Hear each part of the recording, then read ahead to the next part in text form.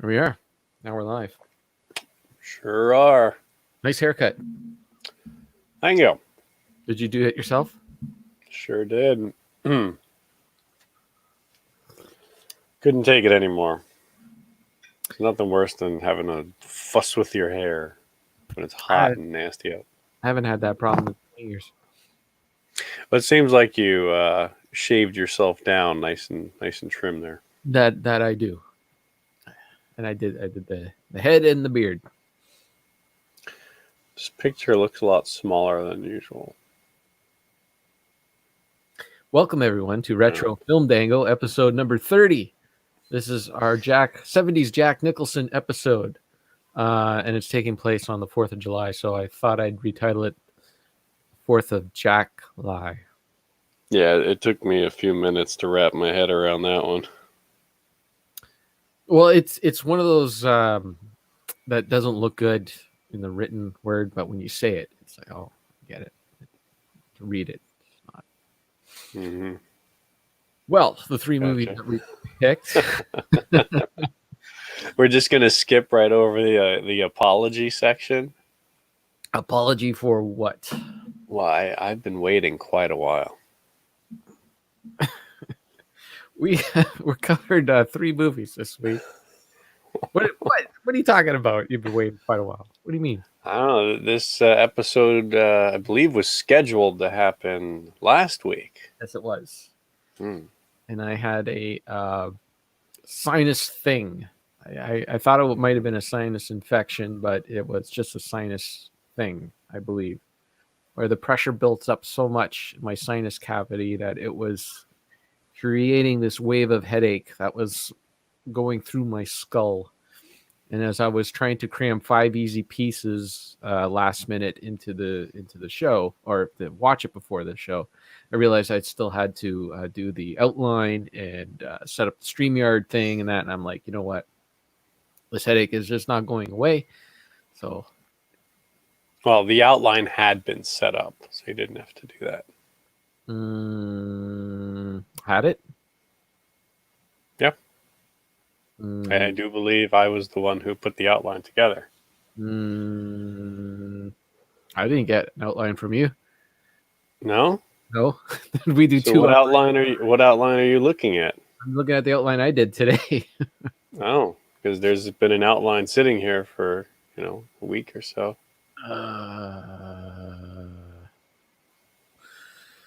This again? It was definitely shared.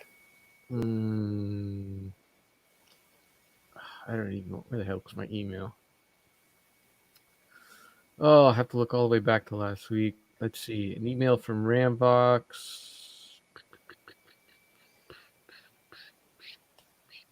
Nope, I don't see it. It's there. What day did you send it on? I don't know. Does this tell me when I sent it? I just click share and I put your name in there and I click OK. I didn't get an email. Records of that? Nope. Oh.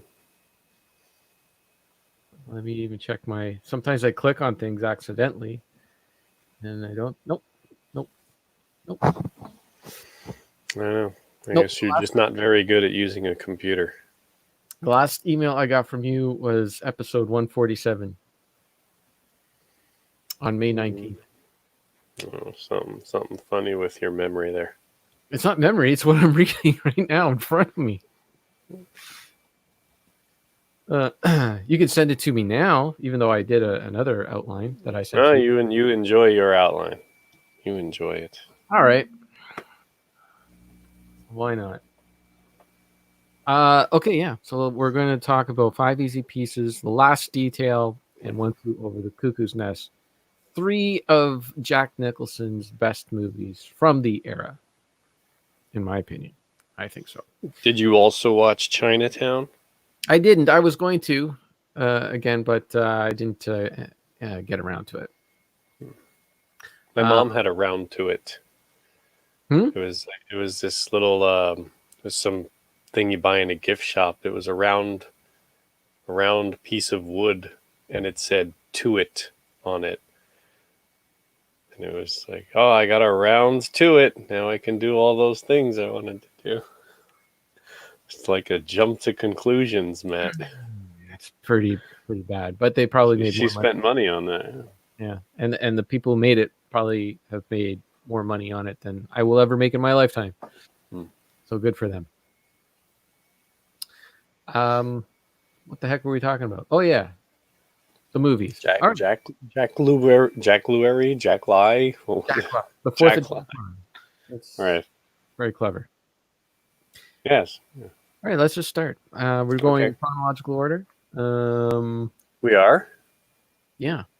I 1970. went with order that we've been saying. The Last Detail, 5 Easy Pieces, and One Flew Over the Nope, Cuckoo's we're Nest. going in that order because I actually sent you my outline. You didn't send me your outline. So I sent you my outline. my outline trumps your outline. I sent you. Don't say that word. I sent my outline over a week ago. Yeah, but you didn't send it to me. I did. I don't. Who else do I send these things to? I don't have it. I'm looking at my email, and I got nothing from you. I was sent. What day was it sent on? Last week. That's 7 Like a week ago. 1 week ago. I don't have anything from you here. Nothing. I noticed that you didn't have to skip any other podcasts in the past week. Oh, because I was feeling fine on those days. Now you're gonna make me sit here and search for. Okay, this is like boring. Nobody wants me to sit here and look through my email. I don't see anything. I'm looking all the way back I'm not asking you to search. I'm just saying it was sent. All you have to do is acknowledge the fact. How can I acknowledge it when I don't see anything here? I can't acknowledge It was that. sent. I don't have any It was evidence. sent. There's nothing here. Sent. It's not here. I sent it. I don't even have. Let me see. Let me go into Google Docs and see what was shared with me. This is such like nobody cares. All right, I'm moving on from this. This is ridiculous. All right, we're going with 5 Easy Pieces. Okay. Give me your rundown of 5 Easy Pieces. Hang on. I have to go to the middle of this now because that was the order it was written in. A dropout from upper-class America picks up work along the way on oil rigs when his life isn't spent in a squalid succession of bars, motels, and other points of interest. That's exactly what I got. Yeah. Maybe because you're using the one that I sent you? Nope. You just blocked it out of your memory? Nope. This is the one I made up. I know it because I put the StreamYard link in here for you to click on. Yeah, I was waiting for this thing. I was sitting around waiting like 3-4 minutes. I sent you the film stars Jack Nicholson, Karen Black, and Billy Greenbush. Director is Bob Ralphison. Runtime is 1 hour and 38 minutes. Box office. The budget was 1.6 million, and no idea what the box office is. They didn't say unless you have that information. Nope. I have $ worldwide. Right. That's what I got too. Very similar outlines here. Let's see how the fun facts work out. Let's see. The title 5 Easy Pieces refers to a book of piano lessons for beginners. That is the first thing I have on mine. All right. Give us your second. When Dupuis goes to quit his oil rigging job, the loud whirring of machines can be heard in the background. This identical sound effect was used by George Lucas for the trash compactor scene in Star Wars. Yeah, I did see that one. I didn't think it was very good, so I didn't add it. That's the only one that I recognized, so I put it down. The traffic jam on the freeway was shot on a new and unopened section of Interstate 5 near Bakersfield, California. People care more about Star Wars than I thought that was kind of cool because the amount of extras and everything it took to do that, because that was like a real traffic jam. Well, you got everybody on crew. It said, "Go park your car." Yeah, there. Yeah. Okay, give us your third. That's all I have. Oh, that's all you have. The moment at the end of the diner scene where Bobby sweeps all the glass off the table after arguing with the waitress was inspired by Jack Nicholson actually doing this himself once at a coffee shop. When the manageress took his coffee away, despite him only having just arrived because the group of fellow actors he joined had been there for hours and were told and being told to leave. So he smashed his coffee cup on the floor? Yeah, it was inspired by a real life event. That's And not surprising. the final one, the movie's conversation. You want me to hold the chicken, huh? I want you to hold it between your knees. Between Jack Nicholson and the waitress was voted as number 98 of the 100 greatest movie lines by Premiere in 2007. I've never heard this line. Did you watch the movie?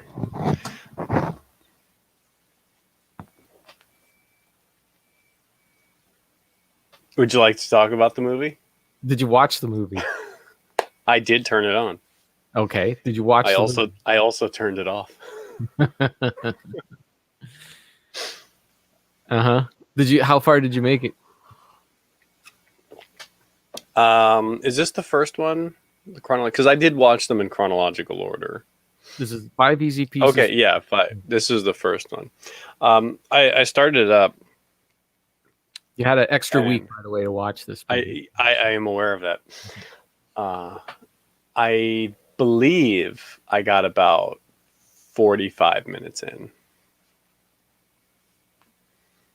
Okay. Yeah. And is there a reason why you stopped at 45 minutes in? Yeah, and it confirms a theory of mine that I had going into this month is I'm not really a fan of Jack Nicholson. I think Jack Nicholson is a one-trick pony. He's very good at his trick. He knows how to play an unlikable, angry, bitter, over the top, always complaining, always ready to fight jerk. And it seems like every movie he's in, that's his character. That's him in The Shining. That's him in what was that other one we watched? No. The one we did before. Oh, with Helen Hunt. Oh, As Good as It Gets. As Good as It Gets. He's that character there, and you know, all these movies, he's the same guy. He's good at it. You know, when you need that character, he can fill that role. But I find him as a person quite unlikable. So I imagine that's just who he is. It's kind of like Schwarzenegger's the same in everything he does. That's what he does, you know. And if the movie is good, it works really well.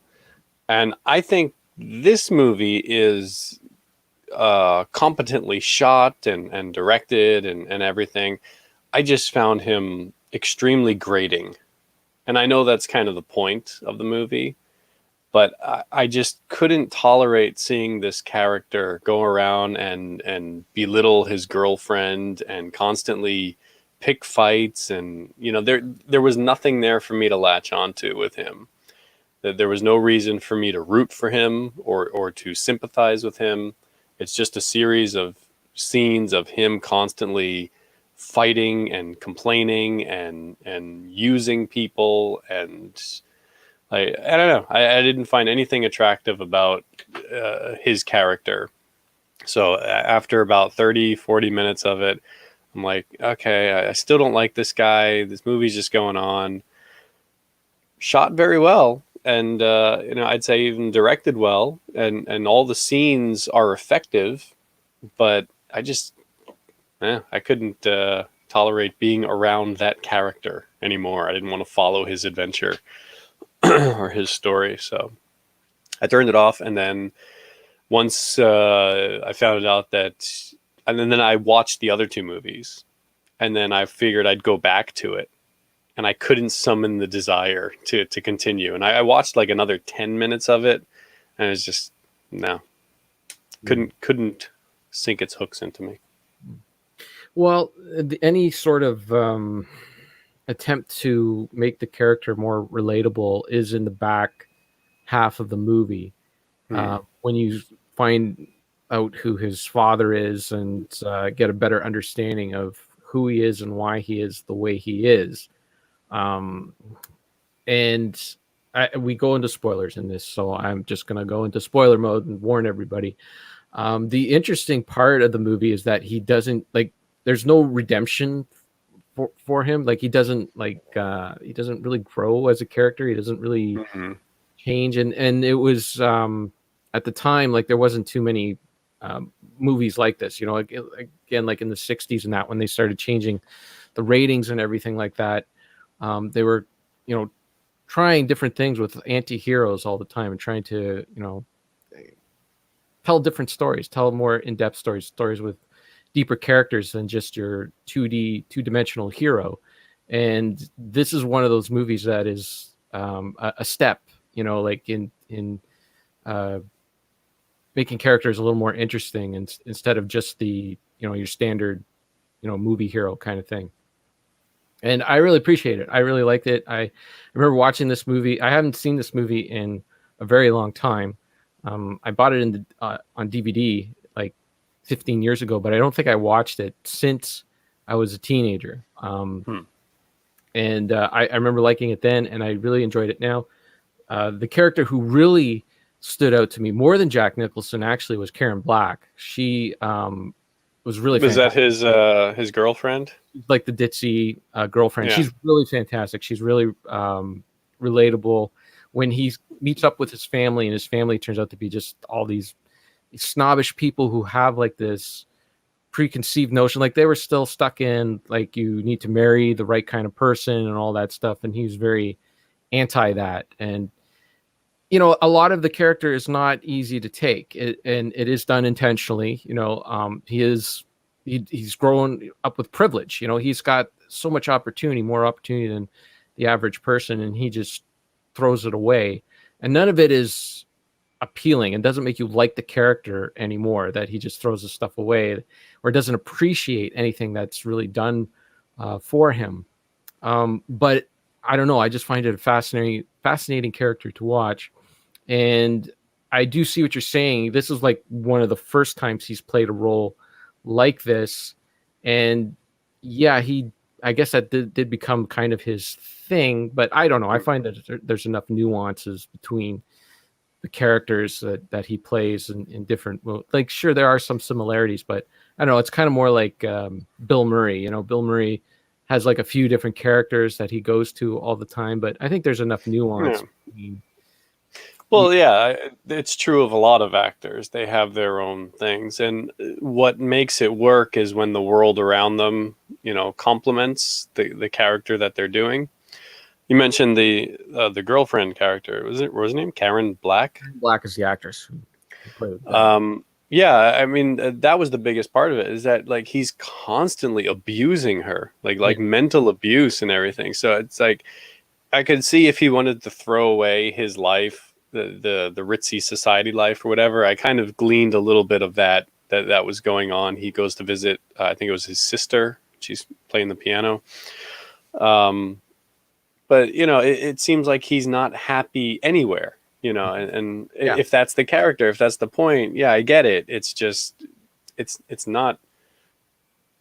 I don't know. It feels uncomfortable to sit there and just watch angry people.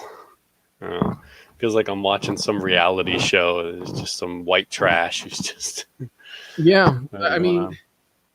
that's, I suppose, is a lot of it is that, you know, these people put on these, you know, this front that they're something more special than the rest of us, when really, like, they're really not. They just have a lot of money, you know, Hmm. want to hang out with only other people who have a lot of money.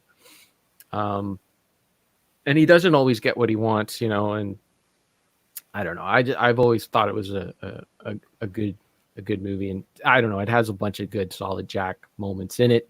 You missed one of the best, the chicken salad. It's just one of the best scenes, best moments. But I suppose if you don't like Jack Nicholson, it's really not going to do anything for you. I don't know. It's hilarious. I love it though. I think it's hilarious. It's unfortunate that you didn't get to that part. Yeah. Yeah, well, I guess that's one that didn't hit it with Fox. Didn't reach. Yeah. It's like I can tolerate Jack Nicholson in good roles in like a movie that the whole thing is feels like a complete package to me. But this was just it was uncomfortable to sit there and just like, it's gonna be Jack Nicholson yelling at people, and they don't fight back. Yeah, well, I guess like I said, it could be a fault of the movie that it doesn't it that stuff is on the back end. Well, I could see if it's 1970 and they're trying new directions. It's a different form of storytelling, and they want to go into this new style. A lot of people might have been caught off guard and like, "Whoa, what is this?" And forces them to think. We're seeing it 50 years later, so Yeah. it's like, okay, I've been exposed to this style of storytelling, Right. before, so I've seen it in what I consider to be a more balanced package. Well, even like, I don't know. I what I've always liked about it is like who is this guy? Like I've always I kind of like stuff with deep characters. I like stuff with like that's character driven, And I wonder, like as I'm watching, I'm wondering like how is this guy who apparently has this ability to play the piano could go and do other things, and he's working oil rigs. It doesn't make any sense. Like why is he doing this stuff? And I don't know. It sounds interesting enough. I have nothing against the deep character. I just need Helen Hunt in there to tell him to shut up. Stop talking about my kid. Yeah. Yeah. I guess Helen Hunt sort of shows up later on, but it's definitely not like James L. Brooks. He was more about comedy, being light. He knew how, like he throw in a lot of lighter situations in there to balance that. But as good as it gets, it's a much better movie than this one. But I still think this is a really great movie, and I think you missed out on some stuff. So, I don't know. I might finish it off one day, but I think you should. I've run into a number of films recently that I started watching. I'm like, I can't finish this. Okay, let's move on to the last detail then. There's nothing too much more to say. Last detail from 1973. I'll give my rundown, see if it matches yours. 2 Navy men are ordered to bring a young offender to prison, but decide to show him one last good time along the way. Are you still?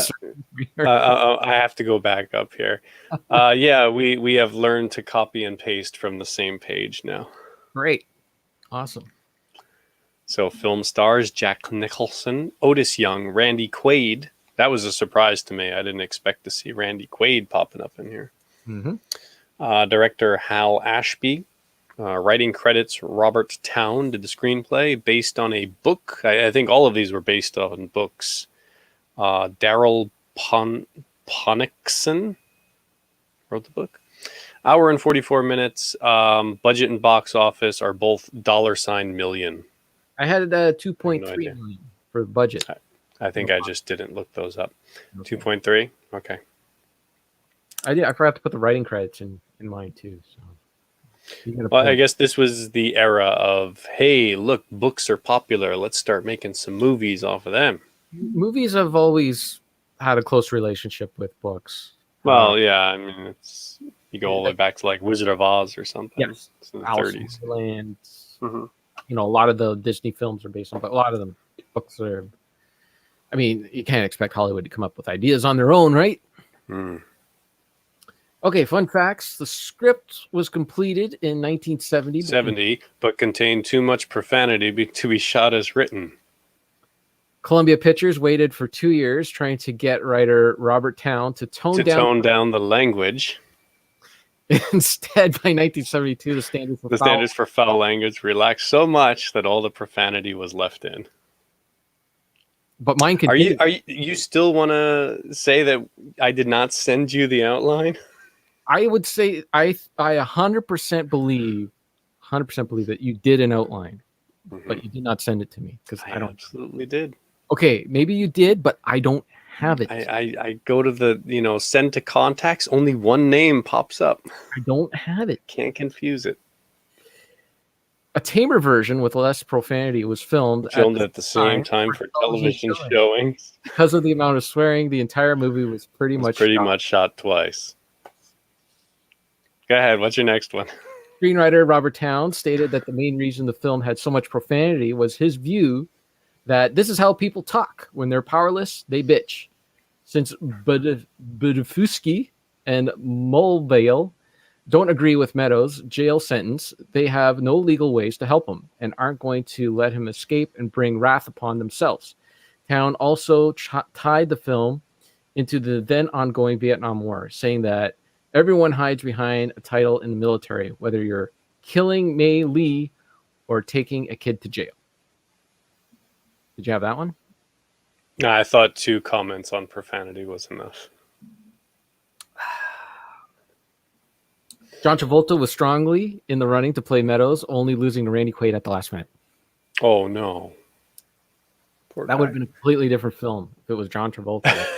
Yeah. When the film failed at the box office, the studio re-released it, marketing it as a hilarious comedy with the tagline, "What's the last detail? 300 beers and a barrel of laughs." That is so Hollywood. Yeah. Yeah, well, I was surprised. There's a poster for this movie, and it's like Jack Nicholson with a cigar, like with the shirt off and the sailor hat on. It kind of looks like they're going for a stripes, goofy comedy thing. Meanwhile, the movie takes place in the winter. Nobody has their shirt off at any point. Well, in the hotel when they're that's right. in the hotel. Okay, that's right. The U.S. Navy would not allow Hal Ashby to film on their bases in Norfolk, so the on-base scenes were filmed in Canada. Happy 4th of July, everyone, by the way. Mm-hmm. Twice in the movie, the base in Norfolk is referred to as Shit City. And my final fun fact, The Last Detail features the film debut of Gilda Radner and Nancy Allen. There you go. Did you catch that? Did you catch your gal? I did. I saw her. I was like, oh, look at that. She did do something else. Okay. She had another job that I watched as a teenager. I have not seen it since then. I really liked it. There is a quote in this movie that I have been saying since I've watched it as a teenager. I would never shit you. You're my favorite turd. It's one of my favorite lines in a movie, but I haven't seen the movie in a very long time, and I was happy to watch it again, and I was so happy I gave my younger self a pat on the back because I thought this was a really good movie. It holds up, and I enjoyed it again. Richard, how long did you last with The Last Detail? Did you finish this one? Well, the first couple of minutes were rough because I had just come off of whatever that first movie was, Five Easy Pieces. And I did not have a good feeling. I was like, oh, is this just going to be an endless stream of terrible Jack Nicholson, abusing people movies, which it was. But I enjoyed this one quite a bit. The first minute or two is exactly that, though. Some officer is running around trying to find Jack Nicholson's character, and you see him. He's like half drunk, half asleep, smoking a cigarette, collapsed in a chair. He's like, "Hey, the commanding officer wants to see you." Get out of here! Just mouthing off and complaining. Oh, right, here's the character again. But move forward, learn the other characters. Story starts moving and everything, and you see. Okay, and then Randy Quaid shows up. I'm like, oh, okay. I didn't know he was going to be in here. That was surprising because I can only think of Randy Quaid as, National Lampoon's Randy Quaid, or the crazy man in the woods shooting crazy conspiracy videos. Real Randy Quaid, yes. Real Randy Quaid. So to see him as a young, fresh-faced kid, and apparently nominated for an Oscar for this. Mm-hmm. Yeah. No, I enjoyed it. It's a nice, simple story. Like I said, it's the two officers that are tasked with taking this guy to prison, which they're on like opposite end of the country or something like that. So it's just, here's your prisoner. Here's a couple of guns. Take him. Take the train, take the bus, whatever you got to do, get him there. And at first, it's like neither one of them, the two characters, like, want anything to do with this. They don't want to do this job, and that is like the last detail. This is their job, the detail of bringing this guy over. And at first they couldn't care less about the guy, but they start to get to know him. They talk to him. You learn a little bit about him and what his condition is, and the whole thing is that he's going to prison for 8 years for attempting to steal a donation box that had, I believe, $40 in it. Yeah, and he didn't even get the money. He didn't even get the money. He was just caught in the act, which was a very nice thing they did with his character. He's kind of a kleptomaniac. He's constantly lifting things, and the way the film is shot, you get these nice wide shots where you see what's going on, and there's some dialogue of Nicholson and the other actor, talking and stuff. But then Randy Quaid is just, you watch his fingers, and he's constantly lifting things here and there, stuffing it up his sleeve. Well, we should mention too that the donation box was for a charity that was a pet project of one of the general's wives.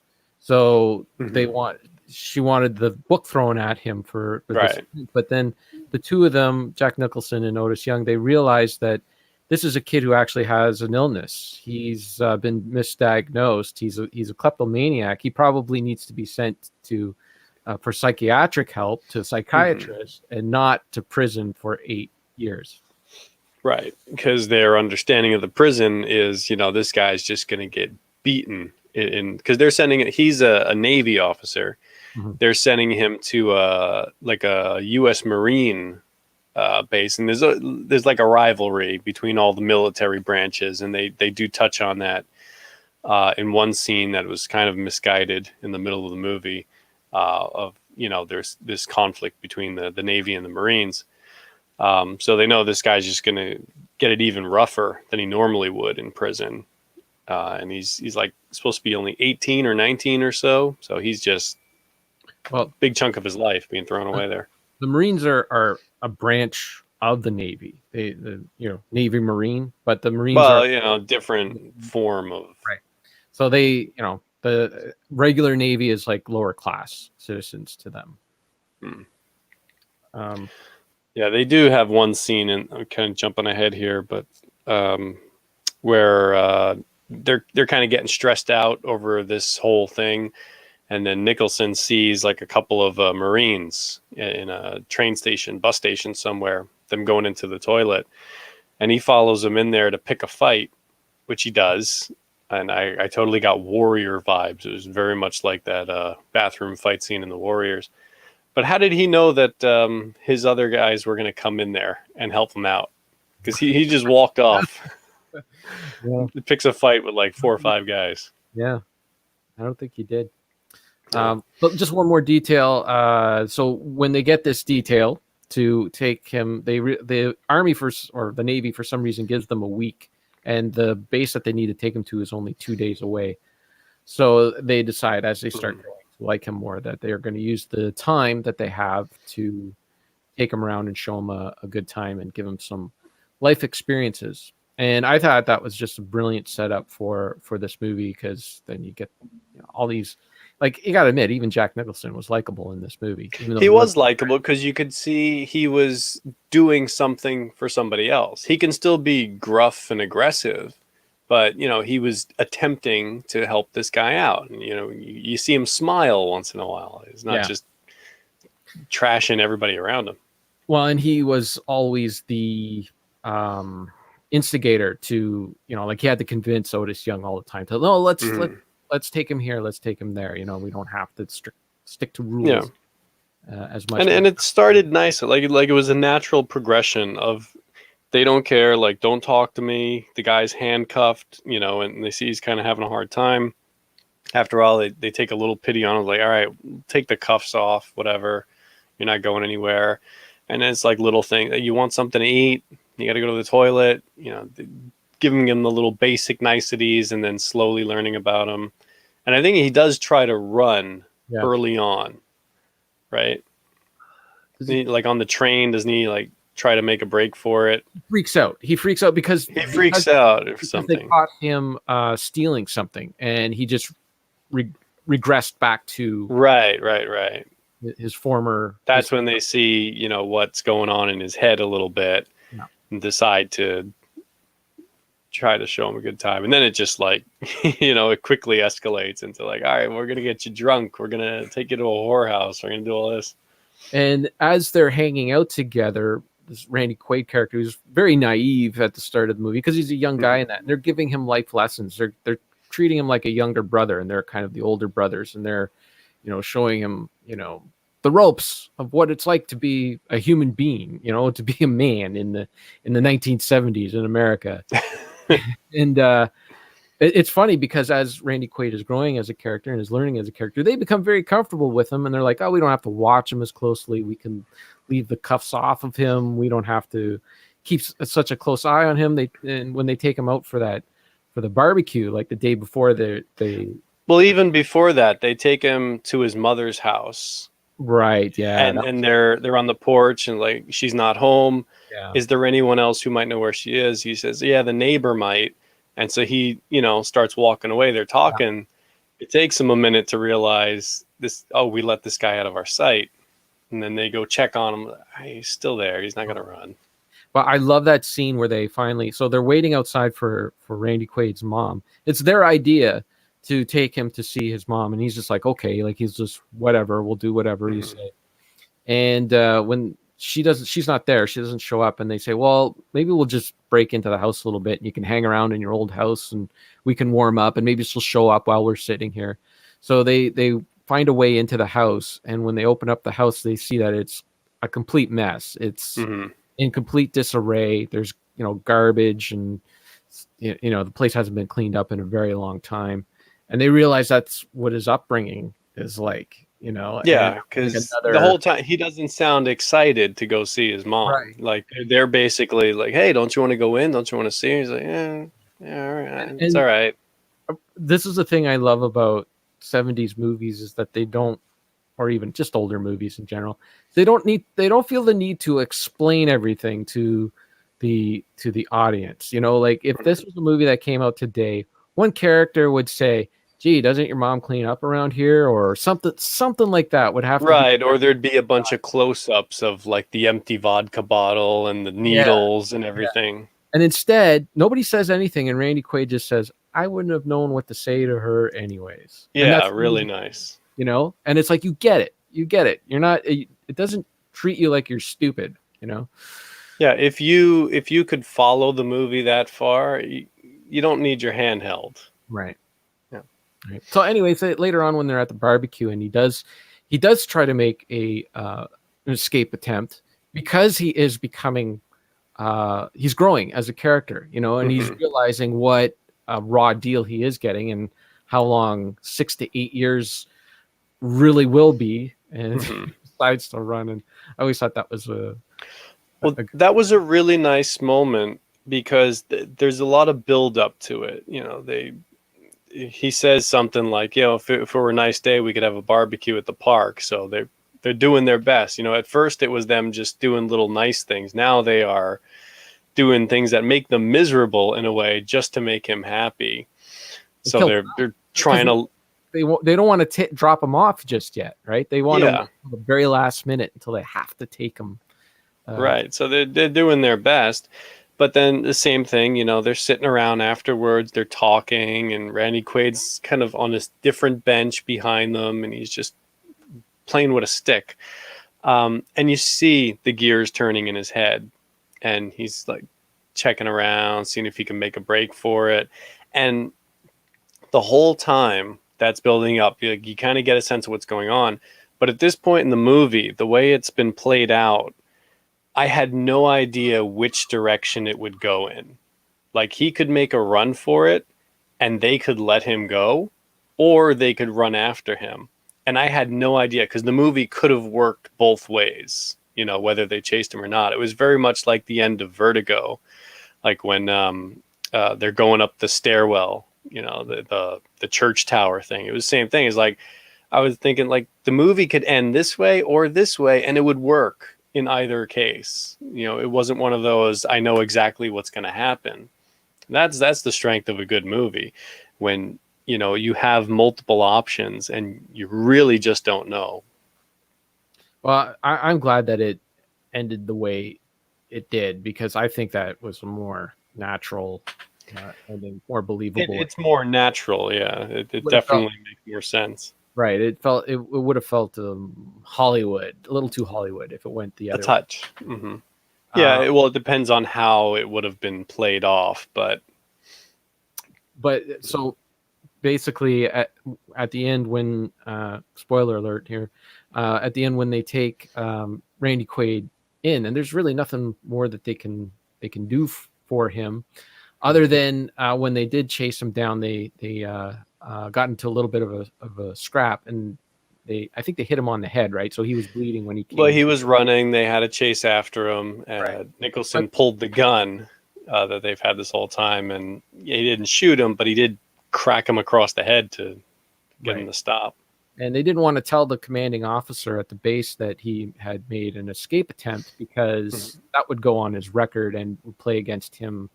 Because in theory, they're all saying he's got 8 years, but he could get out in 6 years with good behavior, and that would definitely be good behavior if he made an escape attempt, or would even, they might even put him in a worse holding cell or something like that because it would have been worse. Right.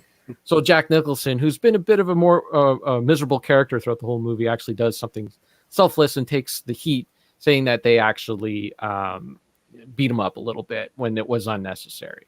What's the word I'm looking for? The police brutality thing. I don't know. Unnecessary force, anyways, to hit him. And so that was Jack's character to move on. But then I liked how, Randy Quaid goes to jail and the other two just go back to doing their shit detail. There was no happy ending or anything like that. It was just an ending. Well, there's a bit of a parallel going on because the entire movie, as much as they complain about everything, Nicholson and Young, they've said multiple times, though it was Otis Young's character who said multiple times, Navy's the best thing that ever happened to me. He's always talking about how, what a great life he's got in the Navy. Meanwhile, this is the example they're showing us of him having to drag this kid across the country to get him to a prison. And at the end, he goes off to prison and not a word said to him, which was great. There's no last word. Like you said, it's not that Hollywood schmaltz of, like, hey, kid, take care of yourself and, all the blah. It's just they drag him up the stairs and throw him in. But then they're walking back and it's like, well, what is your life like in the Navy here? It seems like a miserable place to be. He's in his prison. You're kind of in your prison. Right. Yeah. It was a good movie. All right. Well, good. Glad you liked that one. Also an appearance by Carol Kane. Oh, yeah, that's right. I forgot. I was going to start off this by saying we should change it to the cast of Taxi before they... that's true. Has a couple of them in there. So, All right. Movie number 3. Let's move on. One Flew Over the Cuckoo's Nest from 1975. How about you give us our rundown? Oh, wow. You know what? I don't have a rundown. Neither do I. I forgot to put one in here. So did I. Is this a bit? Are we doing a bit right now? Well, it seems like somebody's doing a bit and just doesn't want to admit that you took the outline that I sent you. I'm reading my outline right here. It has even more information. I don't have who wrote thing. I don't have it. I don't have enough. Jack Nicholson goes to a mental institution, and most likely he is a transfer from another prison, and they think he's faking a mental illness in order to get out of regular prison detail so he can just relax in a nut house. Right. That's pretty much it. And then he meets the inmates and learns what it's actually like inside a nut house. Mental institution. Sorry. Right. Going with the 70s technology. Nut House is very Fred Sanford of you, sir. I watched a whole bunch of 70s movies. There's a lot of colorful language in these films. Is. Yes. Film stars Jack Nicholson, Louise Fletcher. Also got some Deep Space Nine in there. and Will Sampson. Director is Milos Forman. Runtime is 2 hours 13 minutes. Budget was $3 million, and this movie made a whopping $1.9 million in the 70s. This was a huge, huge hit. What was the writing credits? Writing credits: Lawrence Hobin and Bo Goldman did the screenplay, based on a novel by Ken Kesey. That's right, Ken Kesey. And while it stars Nicholson, Fletcher, and Sampson, we also have Danny DeVito, Christopher Lloyd, and Scatman Crothers. And that other crazy-looking guy. Well, the guy from Goonies he's in this, right? That Chunk. The guy who went on to play Chunk. The kid? Not the kid. Not Chunk. Maybe it's Sloth? Not Chunk. Sloth. That's it. Sloth. Right. The guy who has a very distinct face, who has appeared in a lot of different films. Yeah. And that other crazy guy. When you couldn't get Christopher Lloyd, you got this guy. He died. Oh, the guy with the big nose? What the heck's his name? I know the guy with the nose. I think he's in Ghost. With, yes. Swayze, yes. He's, one of right? yes. He's like the guy screaming on the subway. Correct. Yes. That guy's been in a ton of movies. He's one of those character actors. Yes. I can't remember his name. Anyways, fun facts. Will Sampson, who played Chief Bromden, was a park ranger in Oregon near where the movie was filmed. He was selected for the part because he was the only Native American the casting department could find who matched the character's incredible size. He does a good job. Yes. Considering he was not an actor. Yes. Many extras were authentic mental patients. Correct. Louise Fletcher was signed a week before filming began after auditioning repeatedly for the role for 6 months. Milos Forman had told her each time that she wasn't approaching the part correctly, but kept calling her back. During filming, a crew member running cables left a second-story window open at the Oregon State Mental Hospital, and an actual patient climbed through the bars and fell to the ground, injuring himself. The next day, the Statesman Journal in Salem, Oregon, reported the incident with the headline on the front page, "One flew out of the cuckoo's nest." Very good. They could do that at the time. Yes. Director Milos Forman relied heavily on reaction shots to pull more characters into scenes. In some group therapy scenes, there were 10 minutes of Jack Nicholson's reactions filmed, even if he had very little dialogue. The shot of Louise Fletcher looking icily at Nicholson after he returns from shock therapy was actually her irritated reaction to a piece of direction from Forman. That's good. There you go. Louise Fletcher was so upset with the fact that the other cast members could laugh and be happy while she had to be so cold and heartless that near the end of production, she removed her dress and stood in only her panties to prove to the cast members she was not a cold-hearted monster. We've read the same things but picked the different ones. This is good. Yep. When filming the fishing scene, all of the cast except Nicholson got seasick. What made it worse for them was it took a whole week to shoot it. Danny DeVito still gets queasy thinking about it. Author Ken Kesey was so bitter about the way the filmmakers were butchering his story that he vowed never to watch the completed film, and even sued the movie's producers because it wasn't shown from Chief Bromden's perspective, as the novel is. Years later, he claimed to be lying in bed flipping through television channels when he settled onto a late-night movie that looked sort of interesting, only to realize after a few minutes that it was this film. He then changed channels. Meanwhile, that guy is rolling in dough from this. Like, he doesn't do anything. He wrote that book, and he gets royalties from the book and this movie, and that's it. That's how he lives his life, just off the royalties off those two things. He complains about it the entire time. He is Jack Nicholson from 5 Easy Pieces. Yeah, pretty much. He's very... I've seen interviews with him in that. He's very much a hippie. You know, he's a lot of authors tend to be very protective of their work. Yeah. They don't like the way it flows when they turn them into movies. But he's one of the like a lot of times you think like the hippies are very peace and love and laid back, relaxed. But then there's those hippies that are like really like they're kind of got the peace and love thing, but they're also really obsessed with money and who's getting what and how's getting. Jackie on the Howard Stern show. That's what he reminds me of. Okay, Milos Forman would roll the cameras when the cast members didn't know it, so he could capture the real moment. As a result, the film's final scene was shot in one take, whereas the party scene took 4 nights. At the time, it was the 7th biggest grossing film of all time. That's crazy. Okay, here's my final fun fact. Cuckoo's Nest is the second of only 3 movies, the other 2 being It Happened One Night and Silence of the Lambs, to win every major Academy Award: Best Picture, Actor, Actress, Director, Screenplay, Adapted or Original. So this is a good movie. Well, according to the Academy.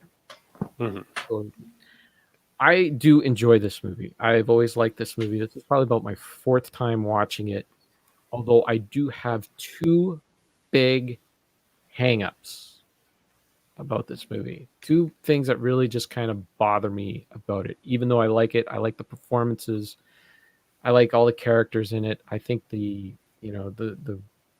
writing and everything is just great. I got 2 problems. Well, before you reveal those problems, I'll say I also enjoyed it. My first time watching it. Loved Louise Fletcher in this. She is the star of the show for me.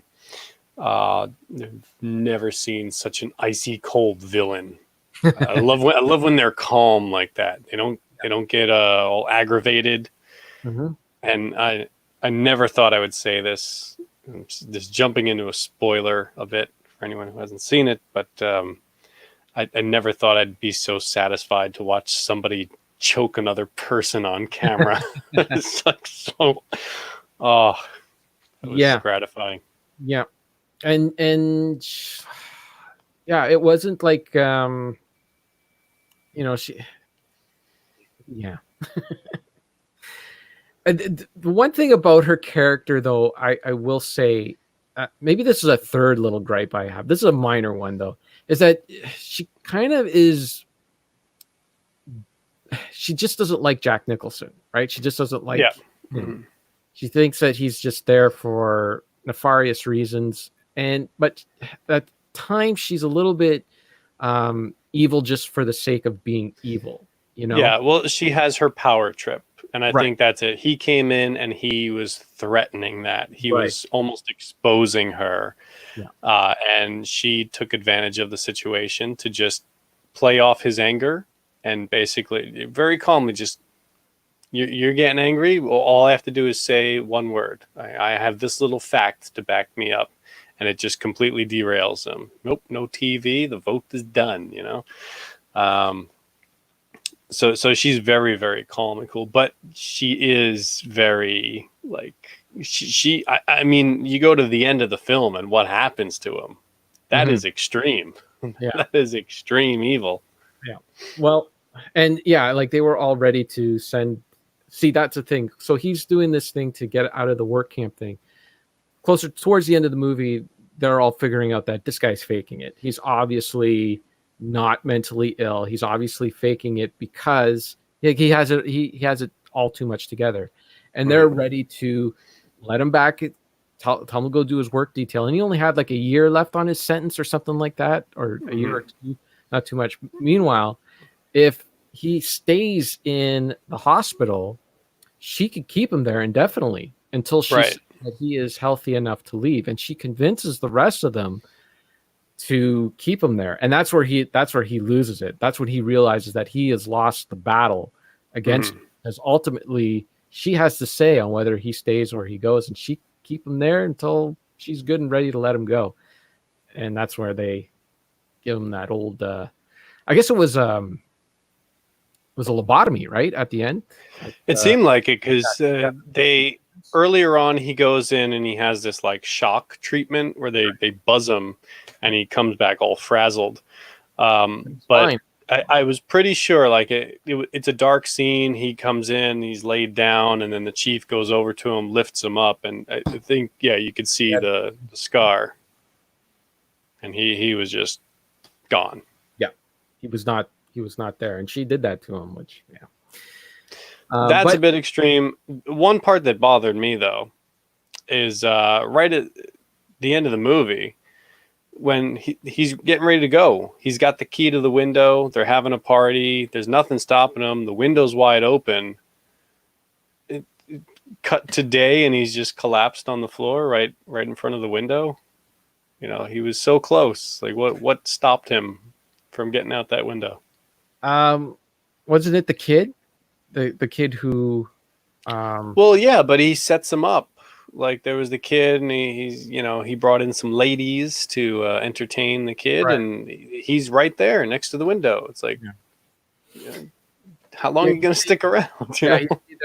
He did. He did stay there for a little too long. But just to get back to the relationship between the two, I know we're jumping around a little bit, but that's what we do. He was showing her too how she was very regimented. Like they can only do these things, they can't do these things, they can't do this, can't do that. Mm-hmm. And when he takes him out on that fishing trip and shows them all a good time and shows them how like everybody was fine. You know, they went out, they went fishing, you can do those kind of things too. You know, you don't have to sure the stuff that she again, she's a little bit like Walter Peck in Ghostbusters. She does have some good points. She does have some good things. Like there are some patients there that probably can't take a change in their schedule. They are used to the routine. Mm-hmm. They are used to, but when they put it to the vote, you know, that was like, well, the majority kind of rules. And there was a lot of them that were able to adjust, and they're the ones that should be able to go out on stuff like fishing trips and that. Well, they introduced the bus earlier, that some of them who were able go out on these things, and I imagine maybe they just drove them in a circle and then brought them back.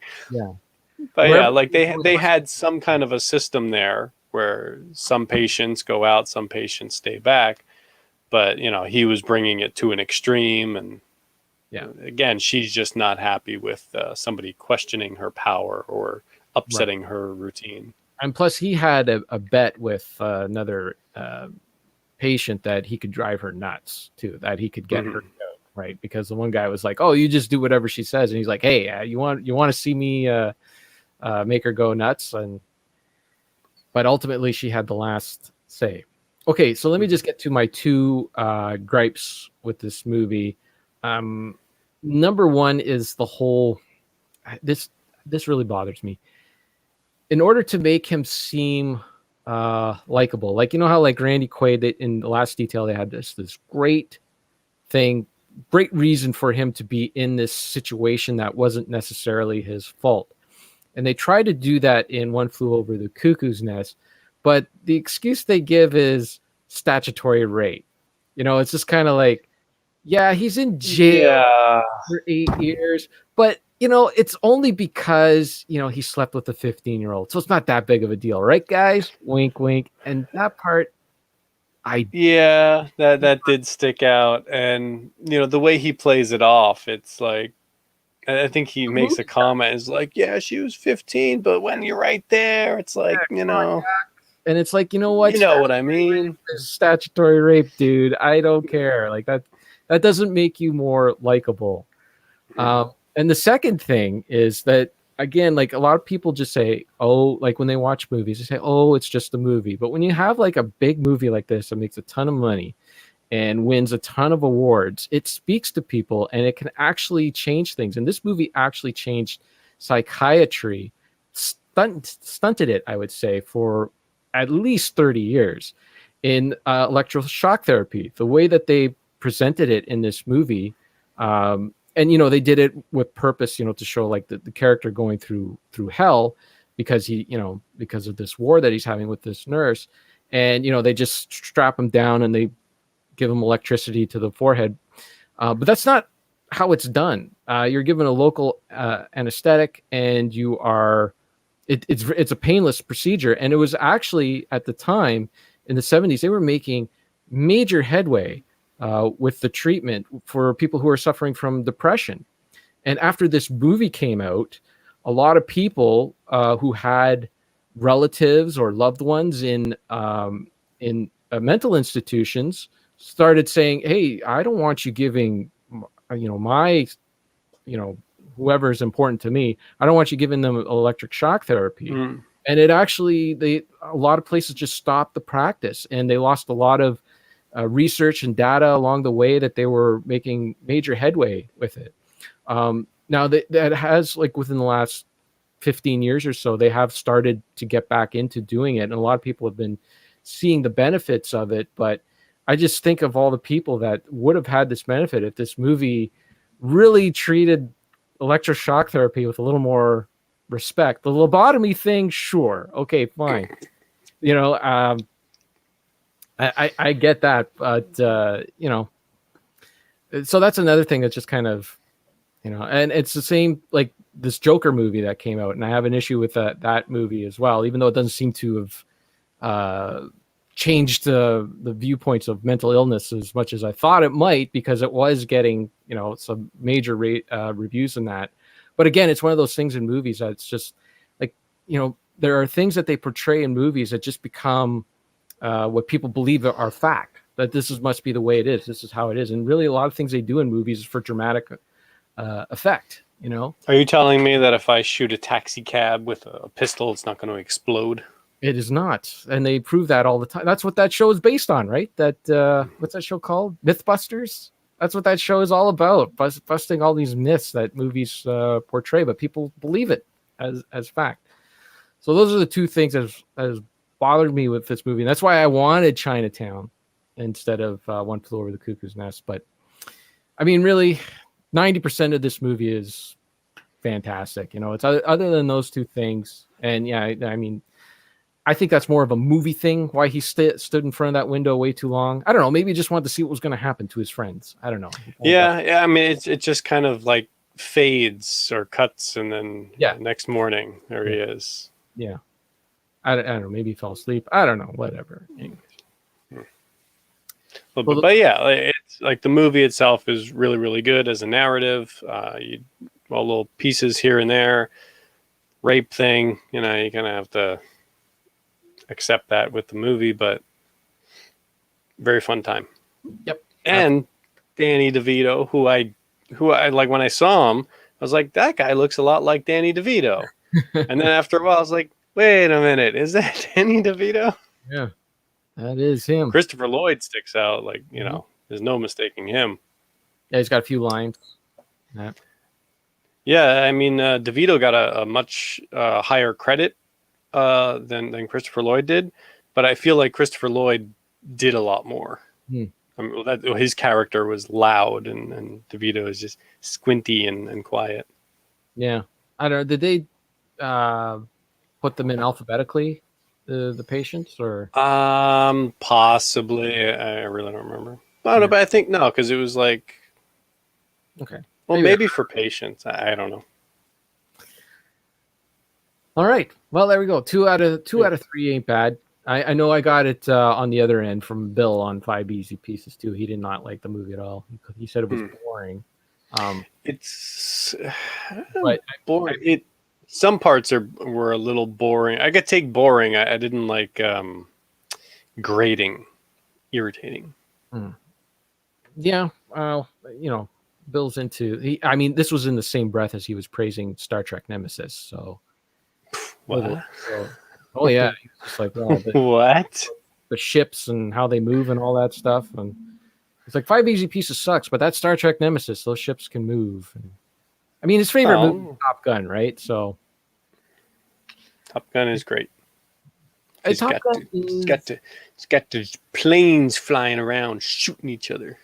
Top Gun is not great. It's got some good Top moments. Gun's a great movie because Tom Cruise is so cool and he drives a motorcycle. White t-shirt. That volleyball stuff.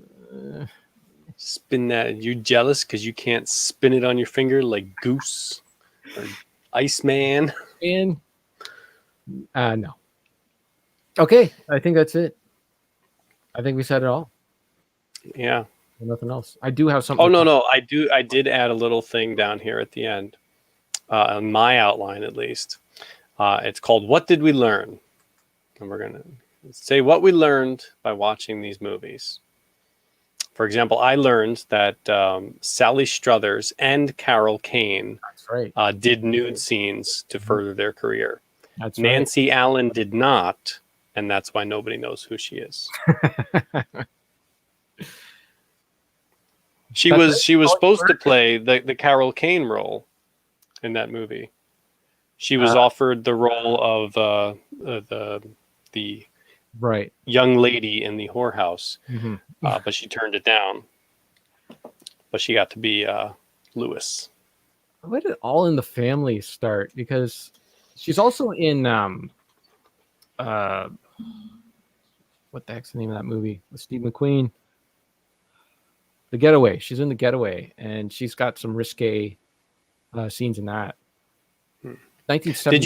Did you know that's why Lisa Bonet got kicked off the Cosby Show? Because Yeah. she did a Yeah. risque movie. Bill got all high and mighty and said, "Oh, I can't have a woman who poses in the nude on my wholesome family TV show." Meanwhile, look at the stuff he was up to. But that was secret. Nobody I'm knew telling back then. And anyone who is like just really obsessed with that stuff, they're up to shenanigans. And every time they're up to shenanigans behind the scenes. Anytime they're uptight about all that stuff, there's shenanigans going on. Guaranteed. Shenanigans. Because they self-project. That's what people do. They self-project. Okay, Well, that's it. That's all you learned. You learned about the nude scene. That was it. Well, I confirmed that I think Jack Nicholson is kind of a guy I wouldn't want to be around. I was recently watching that that clip when what's his name? Ving Rhames won a Golden Globe, but he gives it to Jack Lemmon. Mhm. And I was watching that, and when he's doing that, they're cutting to the audience, and Jack Nicholson is there in the like one of the front tables, and he's got his sunglasses on inside, and when Jack Lemmon doesn't know what to do, and Nicholson's like, give it to me, Jack. And it's Funny. like that. That's the kind of guy I imagine he is. He's just very Funny. no, just like kind of always a little alcohol fueled and just thinking of himself, and I don't know. I don't know. I thought that was funny. I think that's funny. See, he's one of those guys. Yeah, you're right. I probably would not like him because he does seem to fly off the handle a lot. He did do that. He did beat up a car with a golf club at some point.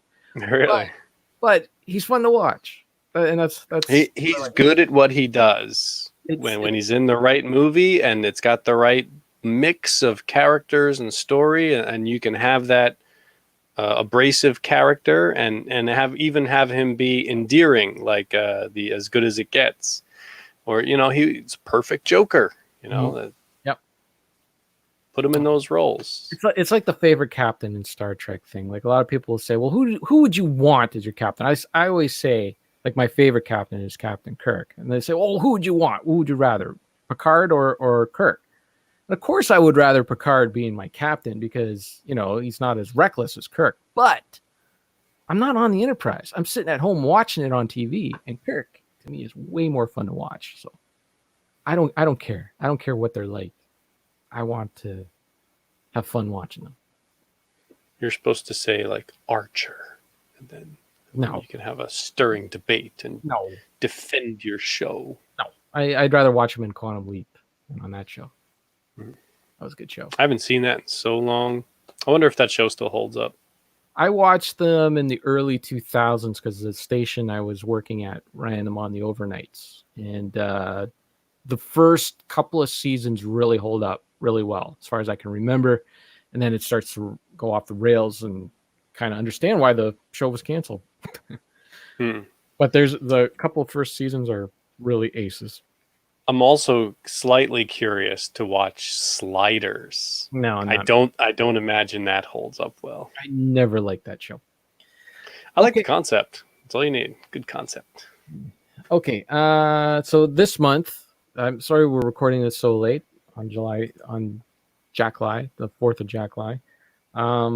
But this month we're doing Josh versus Curtis, Fandango's Finest. I didn't write down the movies we're supposed to watch. Josh and Curtis Attack the Block. It follows 8th grade. Make sense of that if you can. Follows 8th grade. That sounds like a sentence almost. That's exactly what I have here. I have a sentence. Okay. Josh and Curtis attack the block. It follows 8th grade. So we don't know which movie Josh picked and which movie Curtis picked, but one of our Discord. I think we can figure it out. Yeah, I have a feeling. But we'll see if we're right. So we're going to be recording that later this month. Mm-hmm. In August, I put on my outline. It's Vox's pick. Oh, really? Yes, because I feel like as if the show has been taken over by people from Discord and by me and all this. And I think we should let Rambox have. I think so too. That's exactly what I have on my outline. I put a few suggestions here. Let's hear them. One is just simply to do summer blockbusters. We're going into August. You can channel a few blockbusters. Mm-hmm. Duke mentioned this movie Dragon Slayer, which neither of us had heard of. So perhaps there's something we could do with that. Forgotten 80s, or Mm-hmm. we kind of just did fantasy with Conan, but I don't know. Maybe there's something there. The other idea is simply to do Netflix originals. Make it easy on ourselves and just, continue the at-home thing. And just see what's good on Netflix. Because I really haven't watched a lot of Netflix original movies. And I hear that there are some good ones. And I hear there are some real stinkers.